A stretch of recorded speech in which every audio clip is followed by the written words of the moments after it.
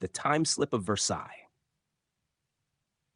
It was a warm August afternoon in 1901 when two English schoolteachers, Charlotte Ann Moberly and Eleanor Jourdain, decided to visit the gardens of Versailles. The Grand Palace had long been a monument to France's royal past, but on that day, the two women would claim to experience something far stranger than mere history. They wandered through the grounds in search of the Petit Trianon, Marie Antoinette's private retreat, a place already wrapped in myth. But as they walked, the world around them began to change. The sunlight dimmed unnaturally. The air grew still. Gone were the cheerful crowds and the chatter of tourists.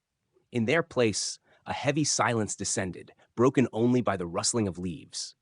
The women described feeling suddenly oppressed, as if stepping into a painting where time itself had stopped. They saw figures in odd clothing, men in tricorn hats and green coats, women in flowing 18th century gowns. One man, they later recalled, looked strangely out of place, his face pale, expression haunted, like an actor frozen mid-performance.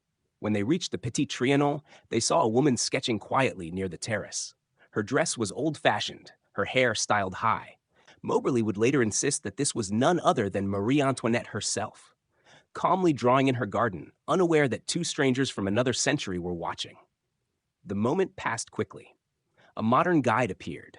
The spell broke, and the gardens returned to their familiar state, bright, bustling, alive.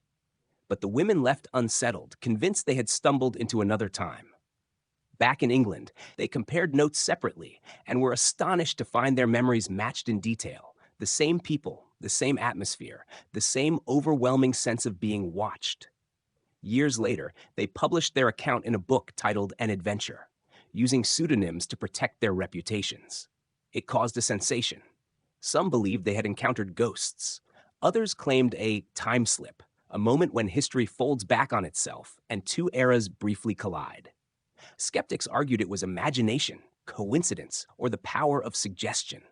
Yet their descriptions of the landscape matched old maps of Versailles, paths and buildings that no longer existed in 1901.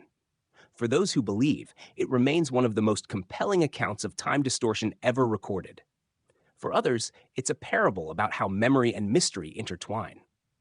Over a century later, visitors still wander those same paths, wondering if the past might sometimes walk beside them, unseen but not entirely gone.